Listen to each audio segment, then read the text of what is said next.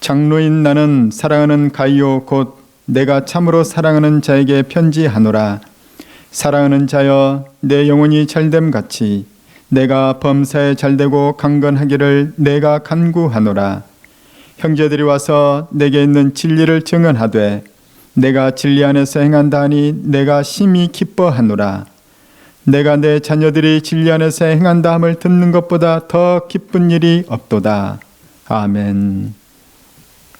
이번 주의 말씀 제목은 사랑하는 가요, 사랑하는 자여입니다. 지난주의 말씀 제목은 사랑받는 자여였습니다. 자, 사랑받는 사람, 사랑하는 사람, 그 대상은 누구냐면은 가요였죠. 가요는 지난주에 신적 수동태로서 하나님께 확실하게 사랑을 받는 사람이었습니다. 그리고 요한 사도 역시 가요를 보면 볼수록 사랑스러운 사람이었죠. 그렇다면 과연 가요는 어떤 사람이었을까요? 가요를 알고 보면은 그는 몸에 어떤 건강에 이상이 있었던 사람으로 보입니다. 그리고 또한 그의 상황도 썩 좋지는 않았죠. 교회적으로 보게 되면은 교회에 분란을 일으키는 사람이 있어서 교회를 생각하고 또 교회에 가게 되면 속상한 일이 있었어요. 그런데 가요를 가장 힘들게 한 것은 무엇이냐면은 외적인 상황이었습니다. 극심한 기독교에 대한 대박해의 시기였기 때문인 것이죠. 우리는 이 박해라는 단어를 잘 이해를 못합니다. 박해라는 말이 우리에게 썩 와닿는 그런 말이 아닙니다. 자, 1923년에 일본의 관동 대지진이라는 사건이 일어났습니다. 관동 대지진. 다른 말로 하면은 관동 대학살이라는 사건이라고도 또 동일한 사건입니다. 일본의 이 중앙부에서 동쪽 지역에 약 진도 7.9의 아주 강진이 일어났습니다. 이 일로 45만 채 정도의 가구가 무너지게 되었고 또 약 10만 명 정도의 사람들이 죽거나 행방불명이 되는 엄청나게 큰 대재앙이었습니다. 일본식 가구들이 목조 건물이다 보니까 이 화재가 곳곳에서 발생하게 되었는데 그 불길이 순식간에 번져서 건물에 깔려 죽는 사람보다는 오히려 화재로 인해서 죽는 사람이 훨씬 많았다고 합니다. 사랑하는 가족이 이 화재로 지진으로 죽거나 행방불명이 되고 또 내 집이 불타고 무너지는 그런 처참한 환경을 보면서 그 관동 지역의 일본인들의 민심이 흉흉해지기 시작했습니다. 정부가 긴급히 상황 대처에 나섰죠. 그 당시 일본은 어떤 인플레이션도 있었고 경제 사정도 좋지 않았습니다. 또한 공산주의가 번져서 사상적으로도 굉장히 위험한 시기였기도 했죠. 그래서 일본 정부로서는 이 혼란한 민중, 혼란한 이 군중들을 달래기 위해서 희생양이 필요했습니다. 그 희생양이 누구였냐면은 일본에 온 약 10만 명가량의 조선인들이었어요. 그렇지 않아도 조선인들은 좀 차별을 받고 있었고 무시를 받고 있었는데 일본 정부는 각 지자체마다 공문을 보냅니다. 지금 조선인들이 일본인을 공격하고 있다. 그들이 일본인들의 집에 방화를 하고 있고 그들이 우물에 독을 타고 있다. 여러분 조심하십시오. 이런 공문을 보낸 거예요. 이 소문은 삽시간에 퍼지게 되었고 일본인들은 자경단을 결성하였습니다. 그리고 일본의 자경단들은 조선인들을 보는 대로 닥치는 대로 학살하기 시작했습니다. 그들은 성인들뿐만 아니라 초등학생들도 심지어는 2살 배기 어린 아기까지도 잔인하게 죽게 됐습니다. 우리 사진들을 한번 볼 수 있길 바랍니다. 1923년 9월 1일 오전 11시 58분 일본 관동 지역 일대 규모 7.9의 지진이 발생했고 약 10만여 명이 죽거나 행방불명이 되었습니다. 이 지진으로 인해서 도쿄는 이처럼 폐허가 되었죠. 지진으로 인한 공포와 생존자들의 고통과 두려움이 정부를 향한 분노로 이어지는 대신에 조선인을 향한 분노로 표출이 되었습니다. 이런 유언별을 퍼뜨려 조선인 학살을 주도한 사람은 바로 미즈노 렌타로라는 일본 내무 대신이었습니다. 일본인들은 일본 정부의 요청으로 자경단을 조직했습니다. 그들은 9월 1일부터 6일까지 군경과 공조한 자경단은 조선인 학살을 주도하였습니다. 학살의 목격자의 인터뷰를 보면은 그 학살의 현장은 정말 처참하고 잔혹했다고 해요. 그 당시에 살해된 수는 우리나라 정부의 진상조사에 파악한 숫자만도 6,661명이라고 하지만은 실제로는 훨씬 더 많은 조선인들이 학살을 당했다고 봅니다. 그 6일 동안 아마 10,000명 이상이라는 말도 있어요. 일본 정부는 아직도 그 사건에 대해서 그 어떤 사과나 진상규명도 하지 않고 있습니다. 그리고 여전히 제1조선인들은 그런 오명과 차별을 계속 당하며 살고 있습니다. 이와 유사한 일이 초대교회 시대에도 일어났습니다. 서기 64년에 로마 시내에 대화재가 일어났습니다. 로마 시는 14구역으로 나뉘어져 있는데 그 중에 4구역만 온전히 남았고 나머지 10구역은 이 화재로 인해서 초토화가 되었다는 거예요. 도심의 많은 곳들이 파괴가 되었고 수많은 인명피해가 났습니다. 그러자 이 민심이 또한 흉흉해졌죠. 그 당시에 어떤 소문이 돌았냐면은 이 네로가 자기가 짓고 싶은 커다란 황금 궁전이 있는데 그 궁전터를 마련하기 위해서 네로가 방화를 시켰다는 거예요. 민심이 이렇게 네로에 대해서 적대적이 되자 네로는 희생양이 필요했습니다. 그 희생양은 바로 로마인들과 전혀 다른 생활 방식으로 살아가는 미운털이 박혔던 그리스인들이었습니다. 네로는 그리스인들이 불을 질렸다는 소문을 냈고 그리스인들을 체포하기 시작했습니다. 그리고 그리스인들을 향해서 잔인한 고문을 했고 또한 살해를 하기 시작했습니다. 이제 로마인들의 분노가 그리스인들을 향하기 시작했습니다. 네로는 최대한 잔인한 방법으로 그리스인들을 박해함으로 로마 시민들의 분노와 적개심이 그리스인들을 향하게 했습니다. 당시 상황을 기록했던 타기우스의 연대기라는 책에 보게 되면 이런 기록이 있습니다. 엄청나게 많은 그리스인들이 방화죄라기보다는 오히려 인류 적대죄를 선고받았다. 그들은 살해당할 때 놀림감이 되었다. 즉 동물의 가죽을 뒤집어 씌운 채 사나운 개들을 풀어 물리고 찢겨 죽게 했다. 어떤 때는 십자가에 붙잡아 매고 혹은 불에 타기 쉽게 만들어 놓고 해가 지고 나면 야간에 횃불 대신 십자가에 매달린 그들을 불태웠다. 우리 그림에서 보면 오른쪽에 십자가에 매달려 있는 사람들이 바로 야간의 횃불용 그리스인들입니다. 타기우스도 역시 그리스인들에 대해서 반감을 가진 사람이기는 했지만 그가 보기에도 그리스인들을 죽이는 방법이 너무 잔인하다고 생각해서 이런 글을 남겼습니다. 역사라는 것은 흐르기 마련입니다. 그 대화재와 핍박 사건 이후로 4년이 지났습니다. 이 네로가 정치를 잘 못했죠. 그래서 반란이 일어났습니다. 사람들은 이 허영심과 또 겁이 많은 이 네로를 따르기보다는 네로를 편들지 않았습니다. 그러자 사람들이 자기를 따르지 않는 것을 본 네로는 자결로 생을 마감하고 맙니다. 그때 네로의 나이가 불과 31세였죠. 그런데 이 네로가 죽었음에도 불구하고 네로의 뒤를 이은 황제들은 여전히 그리스도인들을 핍박합니다. 로마 시민들은 그리스도인에 대한 반감을 여전히 강하게 갖고 있었던 것이죠. 약 300년 동안에 10명의 황제들로부터 아주 극심한 박해를 받았어요. 이것은 세계사적으로도 아주 유명한 사건들입니다. 역사적으로 보게 되면 그리스도인들은 계속해서 억울한 누명을 썼고 계속해서 핍박과 박해를 당해왔습니다. 2021년만 해도 약 4,000명 이상의 그리스도인들이 살해를 당했습니다. 순교를 당했죠. 지난주 화요일에 MBC, SBS 연합뉴스에서 아주 교묘한 뉴스가 보도로 나왔습니다.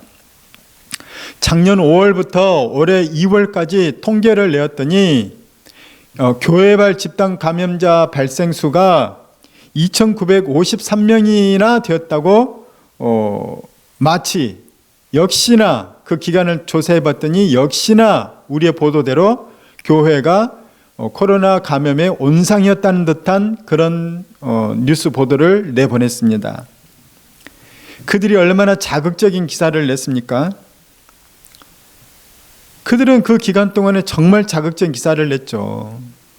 우리가 지금 교회만 두든 하자는 것이 아닙니다.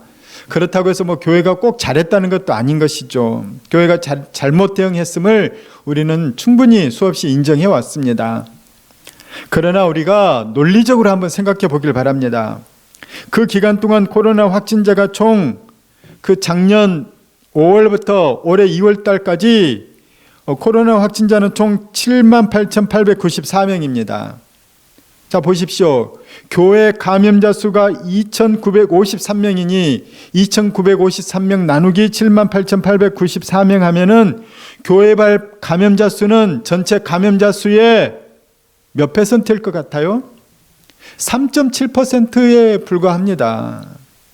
그러나 그 기간 동안, 그 시기 동안 언론의 보도를 보게 되면은 교회에서 마치 50% 이상의 감염자가 나온 것처럼 그런 듯한 보도를 했다는 거예요. 여러분, 우리나라 통계청 발표를 보게 되면은 우리나라 기독교 인구는 약 960만 명입니다. 그 기간 동안에 960만 명 중에서 코로나에 감염된 사람들은, 기독교인들은 2,953명인 거예요. 이것을 통계로 넣으면은 기독교인의 0.3%만이 그 기간 동안에 감염이 된 것입니다. 그러나 그 기간 동안 그리스도인들이 한국 사회에서 어떤 취급을 받았습니까? 요즘 미국에서 아시아인들이 혐오를 받는 것처럼 한국 사회에서 기독교인들이 혐오를 받지 않았습니까? 그것을 조장한 것은 언론입니다. 교회에서 발생한 사건이 일어나면 언론은 그것에 대해서 대대적인 보도를 했죠. 과대 보도를 하고 반복해서 또 반복하는 보도를 하고 심층 취재하면서 또 보도를 하였습니다. 그런 이미지를 더 씌워서 교회가 코로나 발생의 온상지인 것처럼만 그런 이미지를 더 씌우는 것, 그것에 대한 지금 유감을 표명하는 거예요. 그리고 여러분만이라도 객관적인 사실을 알아서 언론이나 사람들의 말에 휘둘리지 말았으면 하는 바람입니다. 우리는 물론 잘못된 것들은 계속해서 고쳐 나가야 합니다. 그러나 우리를 향한 오해들에 대해서는 일비일이 하지 마시기 바랍니다. 요한 사도가 요한 3서를 기록할 때는 극심한 기독교 박해 시기였습니다. 그때는 로마 제국 내에서 기독교인들에 대한 차별과 미움과 핍박이 여전히 기세등등했습니다.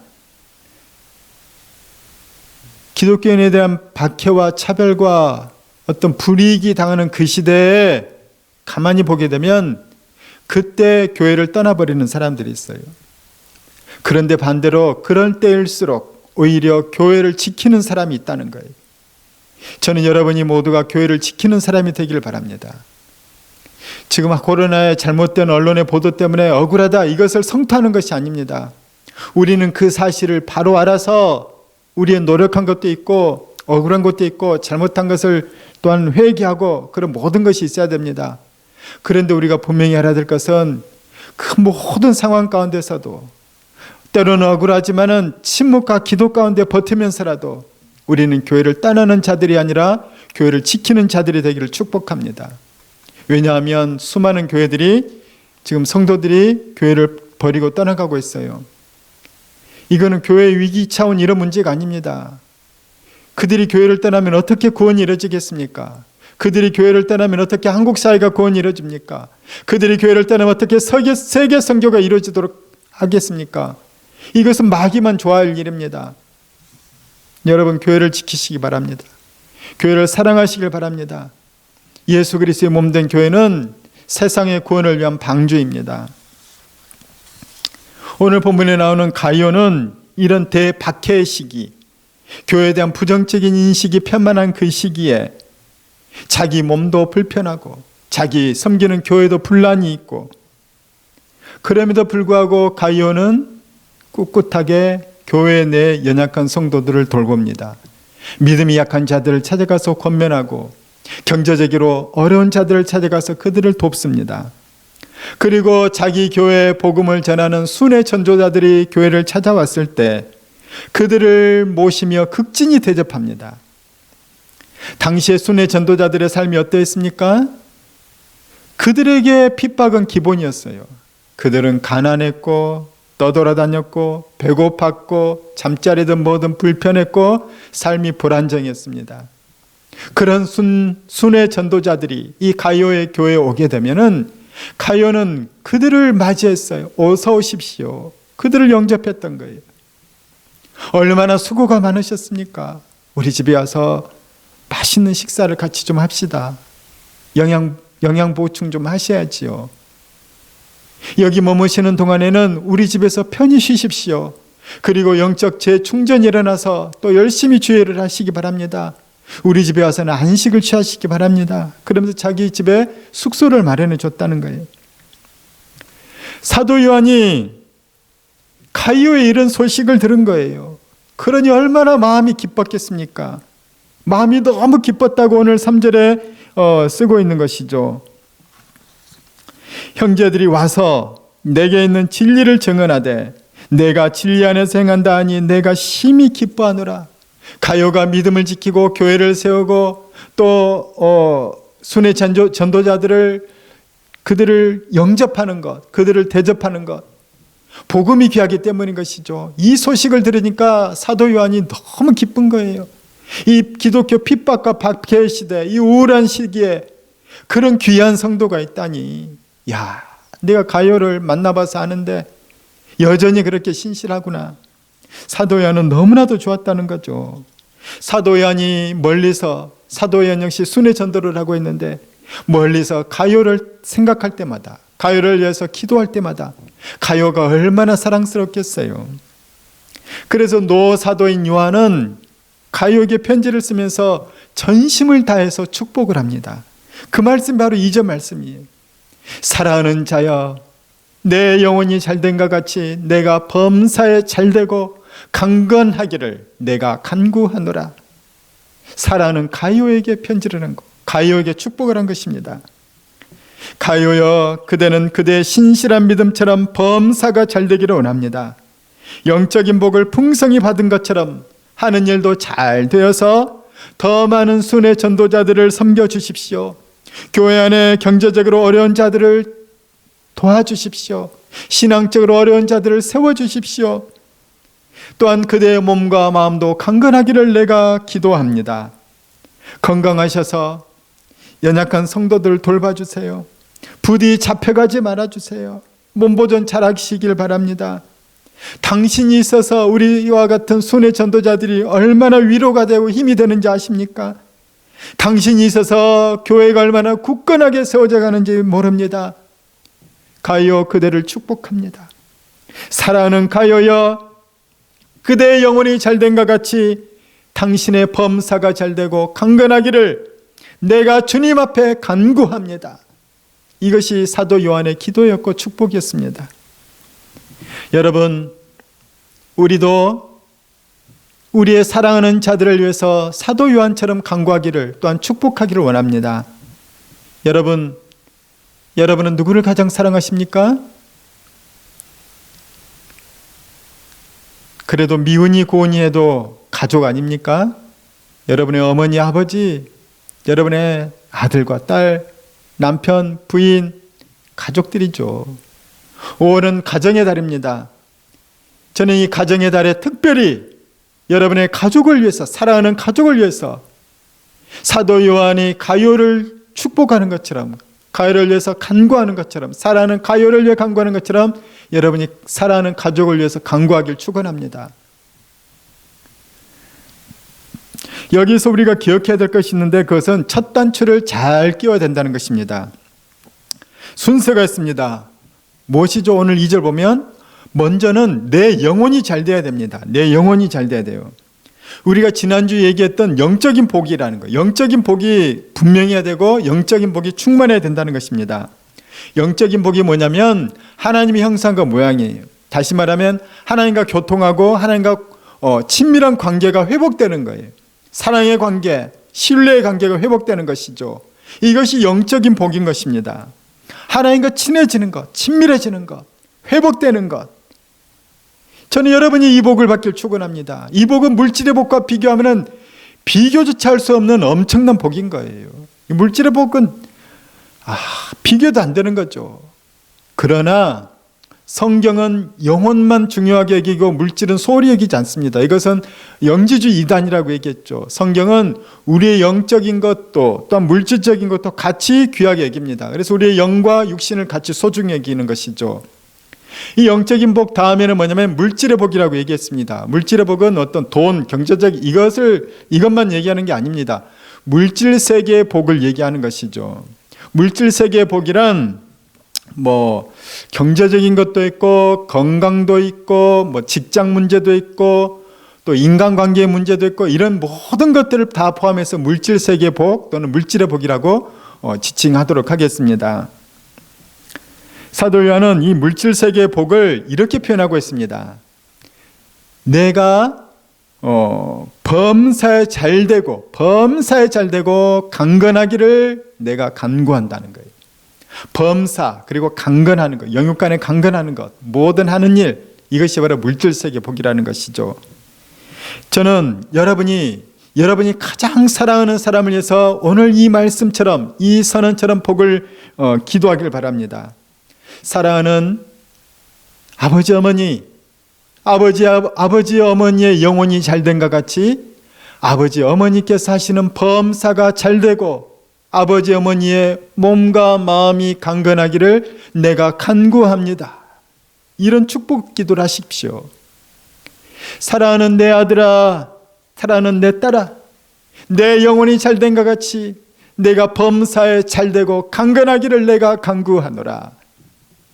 사랑하는 여보, 당신의 영혼이 잘된 것 같이 당신이 범사에 잘되고 몸과 마음이 강건하기를 내가 간구합니다.